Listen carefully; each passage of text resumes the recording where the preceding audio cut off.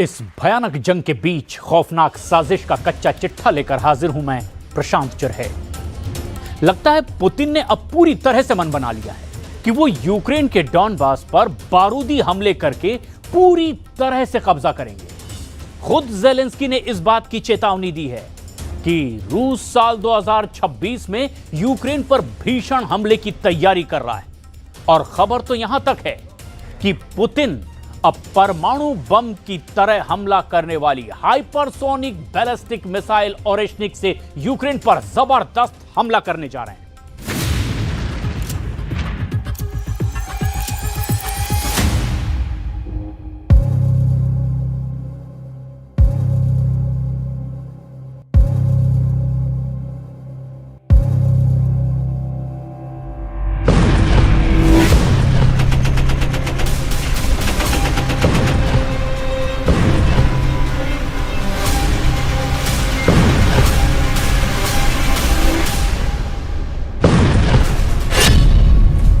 Donbas पर बारूदी कब्जा, डंके की चोट पर पुतिन का ऐलान। रूस यूक्रेन जंग को लगभग 1400 दिन होने जा रहे हैं। अभी तक पेरिस, लंदन और बर्लिन में हुई ज़ेलेंस्की की तमाम युद्ध मीटिंग के बाद भी ना तो यूक्रेनी सेना यूरोप और नेटो के हथियारों के बलबूते पर रूस को खदेड़ पाया और ना ही रूस के कब्जे में गई जमीन को यूक्रेन वापस हासिल कर पाया। अब खबर यह है कि रूस ने अमेरिका को दो टूक कह दिया है कि अगर यूक्रेन जल्द ही युद्ध विराम करने पर तैयार नहीं होता है तो रूस जबरदस्त हमले करके यूक्रेन को तबाह कर डालेगा और यूक्रेन के डॉनबास पर पूरी तरह से कब्जा कर लेगा। लगभग 4 साल से चल रही इस भीषण जंग में हालात इस कदर संगीन हो गए हैं कि राष्ट्रपति पुतिन की सीधी धमकी के बीच यूरोपीय देशों ने भी बड़ी जंगी तैयारियां शुरू कर दी है। खबर तो यहां तक है कि राष्ट्रपति ज़ेलेंस्की ने अपने टेलीग्राम चैनल पर ऐलान किया है कि रूस नए साल यानी 2026 में ही यूक्रेन पर नए सिरे से भीषण हमले शुरू करने की तैयारी में जुट गया है। इधर रूसी सेना ने ऐलान कर दिया है कि दिसंबर महीने से ही रूस अपने दुश्मनों पर मीडियम रेंज की हाइपरसोनिक क्रूज मिसाइल ओरेशनिक से हमले शुरू कर देगा। और अगर रूस ऐसा करता है तो आप ये जान लीजिए कि रूस की हाइपरसोनिक बैलिस्टिक मिसाइल ओरेशनिक परमाणु हथियारों से हमला करने में सक्षम है और ऐसी स्थिति में रूस के टैक्टिकल न्यूक्लियर वेपन यूक्रेन के साथ साथ यूरोप को भी भस्म कर देंगे। फिलहाल यूरोप ने रूस से बड़ी जंग की तैयारियां युद्ध स्तर पर शुरू कर दी हैं। इधर पुतिन ने अपने ताजा बयानों से दो टूक कह दिया है कि रूस यूक्रेन पर भीषण हमला करके पूरे डॉनबास पर कब्जा कर लेगा।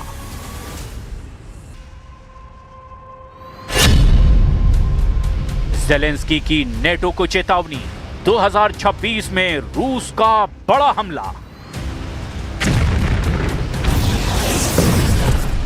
क्या साल 2026 में भी यूक्रेन पर रूस के तूफानी हमले होते रहेंगे? ये दावा खुद ज़ेलेंस्की ऐसे वक्त में कर रहे हैं जब अमेरिका रूस यूक्रेन जंग को रुकवाने के लिए एड़ी चोटी का जोर लगा रहा है। खबर तो यहां तक है कि यूरोप और नेटो के देश भी मिलकर रूस से पूरी ताकत से युद्ध करने का मन बना चुके हैं।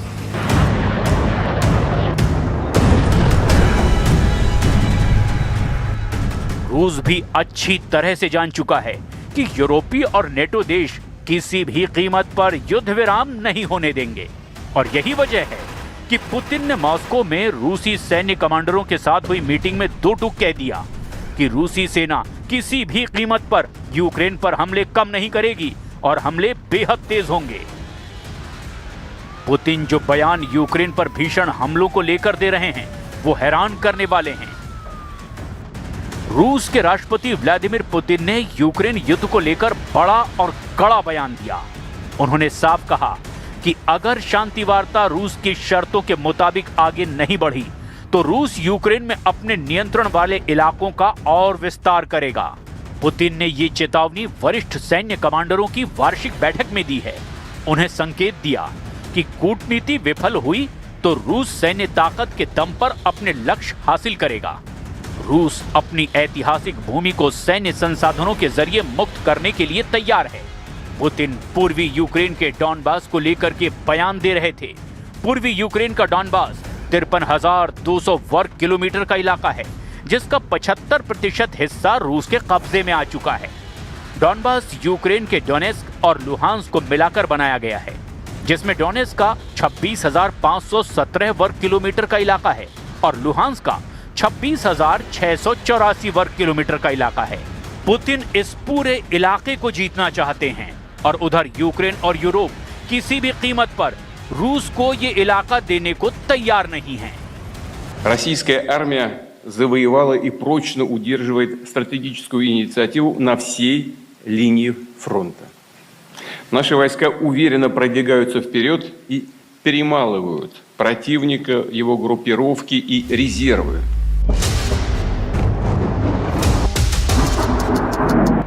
रूसी सेना का दावा है कि वो पूरे फ्रंट लाइन पर रणनीतिक बढ़त बनाए हुए है। पुतिन ने रूसी सैनिकों को युद्ध में तपे हुए बताते हुए कहा कि उनकी लड़ाकू क्षमता का कोई मुकाबला नहीं है। दूसरी ओर यूक्रेन और उसके पश्चिमी सहयोगियों ने इन दावों को खारिज करते हुए रूस पर संप्रभुता उल्लंघन का आरोप दोहरा दिया है। दिसंबर में ओरेशनिक से हमले, खौफ में यूरोप यूक्रेन। इधर पुतिन ने रूस की बढ़ती सैन्य ताकत और परमाणु क्षमता का भी डंके की चोट पर ऐलान कर दिया है। परमाणु क्षमता से लैस ओरेशनिक बैलिस्टिक मिसाइल को दिसंबर महीने में औपचारिक रूप से सेवा में शामिल किया जाएगा। पुतिन ने दावा किया कि नवंबर 2024 में इस मिसाइल के पारंपरिक संस्करण का इस्तेमाल यूक्रेन के एक कारखाने पर हमले में किया गया था, जिसे रोका नहीं जा सका। रूस की hypersonic Oreshnik ballistic missile Europe और यूक्रेन का काल साबित हो सकती है। ओरेशनिक एक hypersonic intermediate range ballistic missile यानी IRBM है।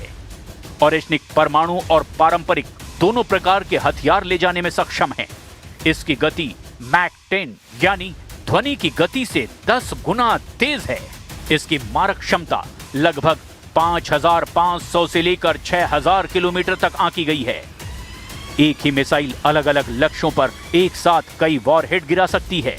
अपनी अत्यधिक गति और उड़ान के दौरान दिशा बदलने की क्षमता के कारण इसे वर्तमान में अधिकांश एयर डिफेंस सिस्टम के द्वारा रोकना लगभग असंभव माना जाता है। रूस ने पहली बार इस मिसाइल का उपयोग 21 दिसंबर 2024 को यूक्रेन के डोनिप्रो शहर के खिलाफ एक हमले में किया था। अब यही मिसाइल बड़े पैमाने पर यूक्रेन से लेकर यूरोप तक दिसंबर 2025 से ही तबाही मचाना शुरू कर देगी। Состав военно-морского флота пополнили новые подводные лодки, включая стратегический ракетоносец «Князь Пожарский», а также 19 надводных кораблей и судов. Прошли успешные испытания стратегической крылатой ракеты неограниченной дальности «Буревестник» и безэкипажного подводного аппарата «Посейдон». 100% डॉनबास जीतेंगे पुतिन। 90 दिन से तूफानी हमले। अगर देखा जाए तो 4 साल की रूस यूक्रेन जंग में पूर्वी यूक्रेन पर सबसे ज्यादा हमले रूसी सेना कर रही है। खास तौर से डॉनबास प्रांत पर, जो पूर्वी यूक्रेन का एक बहुत बड़ा इलाका है। डोनेस्क और लुहांस्क दोनों इलाकों को मिलाकर जो इलाका बनता है वही डॉनबास कहलाता है। और इसी डॉनबास पर पुतिन की नजरें गड़ चुकी है, जो लगातार डोनेस्क और लुहांस्क में हमले कर रहे हैं। रूसी सेना के कमांडरों को सख्त आदेश है कि वो सबसे पहले डॉनबास के पूरे इलाके पर कब्जा करें, ताकि यूक्रेन, नेटो और यूरोप पर युद्ध विराम का जबरदस्त दबाव बनाया जा सके। और यही वजह है कि रूस ने 21 अक्टूबर 2025 के बाद से यूक्रेन के कम से कम 20 से 25 शहरों पर बड़े मिसाइल और ड्रोन से हमले किए। पूर्वी यूक्रेन का Pokrovsk, Kupiansk, Luhansk, Donetsk, Kherson, Kharkiv, Sumy, Chernihiv और जापोरेजिया पर इस वक्त रूस के भीषण हमले चल रहे हैं। लेकिन इन सभी जगहों में से पूर्वी यूक्रेन का डॉनबास, जो कि डोनेस्क और लुहांस्क को मिलाकर बना है, उस पर तो पुतिन कब्जा करना चाहते हैं और यही वजह है कि यहाँ पर रूस महीनों से तूफानी हमले करने में जुटा है। जरा इन आंकड़ों पर भी नजर डालिए। दिसंबर 2025 तक रूस ने डॉनबास के डोनेट्स्क पर फोकस किया है, जहां 1,70,000 से 2,20,000 से ज्यादा रूसी सैनिक जंग कर रहे हैं। रूस के मुख्य हमले दक्षिण पूर्वी मोर्चे पर हो रहे हैं, जहां रूस धीरे धीरे आगे बढ़ता जा रहा है। वहां पर रूसी सेना यूक्रेनी सेना पर हर दिन औसतन 40 से ज्यादा हमले कर रही है, जिनमें ड्रोन, ग्लाइड बम और तोपखाने भी शामिल हैं। अब तक के रूसी मिसाइल और ड्रोन हमलों की कुल संख्या यूक्रेन पर 37,000 से भी ज्यादा बताई जा रही है, जिनमें से बड़ा हिस्सा पूर्वी यूक्रेन के डॉनबास पर केंद्रित है। CSIS के अनुसार 2022 से नवंबर 2024 तक रूस ने 5,000 से ज्यादा मिसाइलें और 20,000 से ज्यादा ड्रोन यूक्रेन पर दागे थे। लेकिन साल 2025 में अब तक रूस ने 2024 के मुकाबले 2 गुने मिसाइल और ड्रोन हमले यूक्रेन पर कर दिए हैं। ISW के मुताबिक 2025 में रूसी सेना ने यूक्रेन के डॉनबास पर रोजाना 170 ज्यादा हमले किए हैं, जिनमें से 40% से ज्यादा हमले तो रूस के तोपखानों और ड्रोन से किए गए हैं। जनवरी 2024 से दिसंबर 2025 तक रूस ने 5,828 से ज्यादा ड्रोन, 27 से ज्यादा बैलिस्टिक मिसाइलें और 115 से ज्यादा क्रूज मिसाइलें दागी है। रूस के कुल हमलों में से डॉनबास पर ही 60 से 70% हमले किए गए हैं, यानी अकेले डॉनबास पर ही रूसी सेना 4,000 से ज्यादा घातक हमले कर चुकी है। Важчих моментів нашої історії. Зараз тиск на Україну один з найважчих. Зараз Україна може опинитися перед дуже складним вибором. Або втрата гідності, або ризик втрати ключового партнера. Або складні 28 пунктів, або вкрай важка зима. Найважча та подальший ризик. ऐसे हालात में देखना होगा यूक्रेन और यूरोप रूसी हमलों से निपटने के लिए आखिर क्या करते हैं।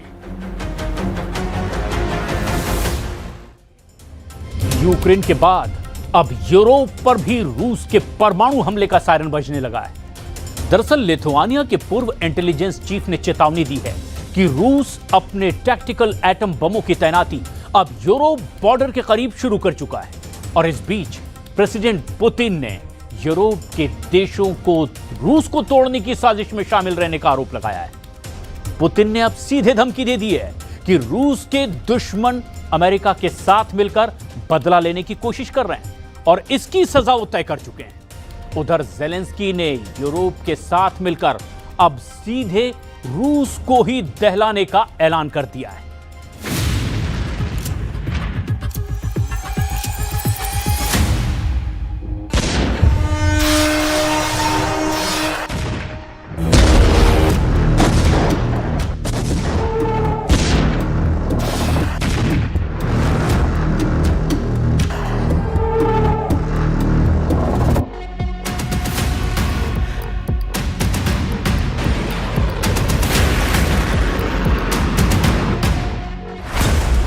जेलेंस्की पर लुटाएगा करोड़ों डॉलर। जर्मनी ने जेलेंस्की को दे दी अरबों यूरो की गारंटी। ब्रिटेन और इटली ने खोला यूक्रेन के लिए खजाना।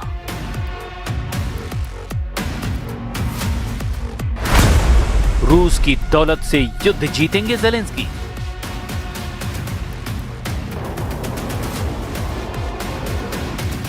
जेलेंस्की की वॉर बजट की टेंशन खत्म हो गई है। अब यूक्रेन को हथियारों की कमी नहीं पड़ेगी। अब यूक्रेन रूस से हर फ्रंट पर डटकर मुकाबला करेगा। मगर यही बात सबसे खौफनाक है, क्योंकि पुतिन ने जेलेंस्की के मास्टरों को दहलाने का ऐलान कर दिया है। पुतिन ने साफ साफ जो कहा है वो सुनकर तो नेटो लीडर सन्न पड़ गए हैं। पुतिन ने यूरोपीय देशों को नया नाम दे डाला है। साथ ही ये धमकी दी है कि रूस के दुश्मनों का अंत बेहद खौफनाक अंदाज में होगा। Они разрушат, развалят. А европейские подсвинки тут же включились в эту работу прежней американской администрации в надежде поживиться на развале нашей страны. पुतिन ने यूरोपीय दुश्मनों को जो कहा है वो तो उनके क्रोध का ट्रेलर भर है। मिस्टर प्रेसिडेंट भयानक गुस्से में हैं और वजह कई हैं। पुतिन को भड़काने वाले लीडर भी कई हैं, लेकिन यूरोपीय देशों में पोलैंड सबसे आगे है, जिसने रूस के खिलाफ पैट्रियट मिसाइलों को तैनात कर दिया है।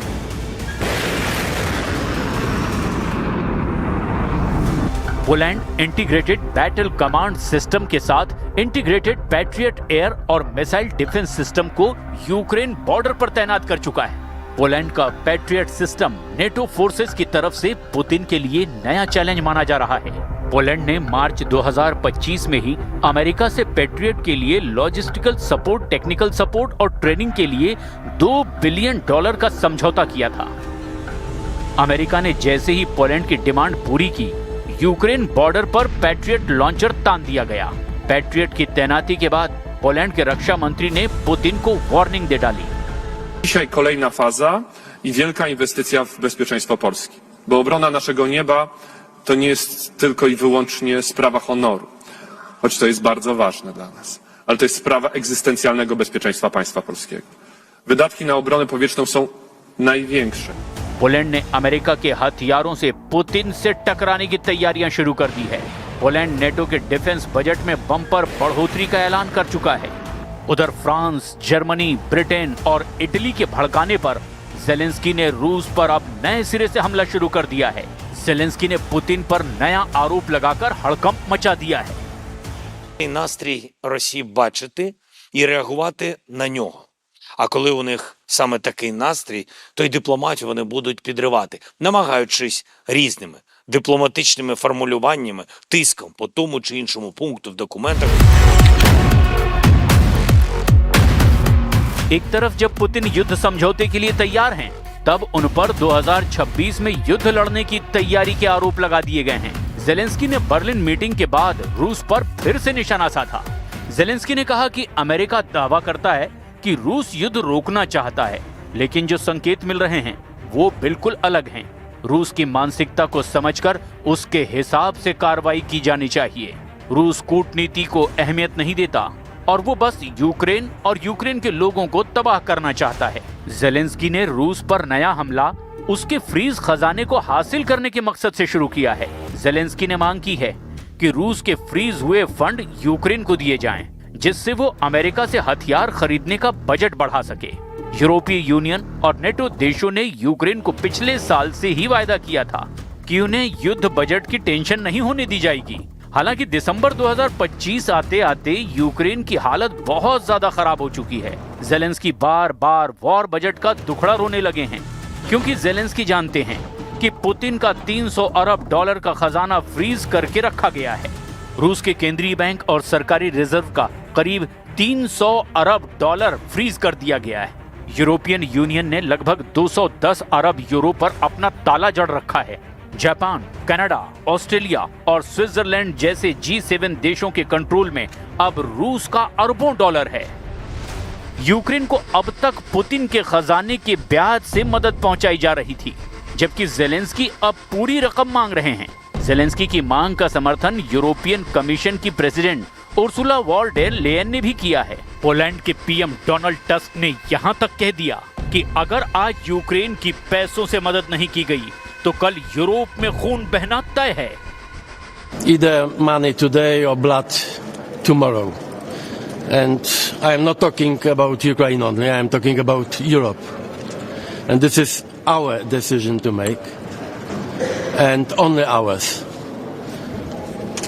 I think all European leaders have to finally rise to this occasion. And this is all what I can say today. Europe के देश जहां पुतिन को घेरने के फुल प्रूफ प्लान पर आगे बढ़ते जा रहे हैं, वहीं नेटो देश तुर्की ने रूस को झटका दे दिया है।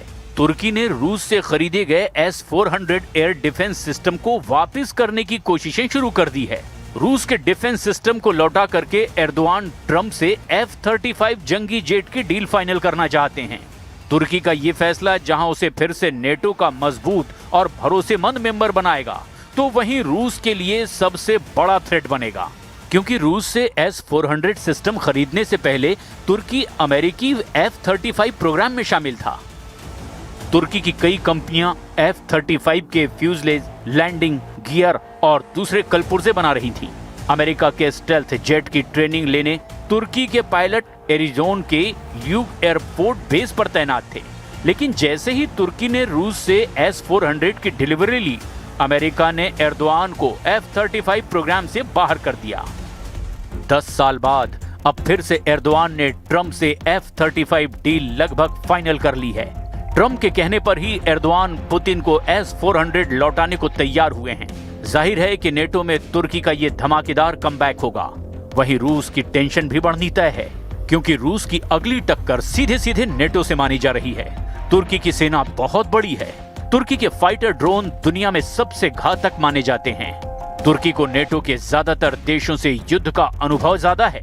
नेटो के आर्टिकल 5 की मजबूती के चलते एर्दोआन को रूस के खिलाफ युद्ध में उतरना पड़ेगा, जिससे रूस को यूरोपीय अखाड़े में तगड़ी टक्कर मिल सकती है। यूक्रेन में चल रही जंग को लेकर काया कैलस की वार्निंग बहुत ज्यादा खतरनाक है। वो यूक्रेन में होने वाले हर धमाके में पुतिन के इरादों की छाप साफ साफ देख रही हैं। यही वजह है कि काया कैलस ने बताया कि पुतिन के टारगेट पर यूरोप के कई देश हैं, जिन्हें वो यूक्रेन के साथ निगल लेना चाहते हैं। पुतिन के टारगेट पर इस वक्त यूरोप के 4 बड़े देश हैं, जो लगातार जेलेंस्की की मदद कर रहे हैं। इनमें पोलैंड है, इनमें जर्मनी है, इनमें फ्रांस है और इनमें ब्रिटेन भी है।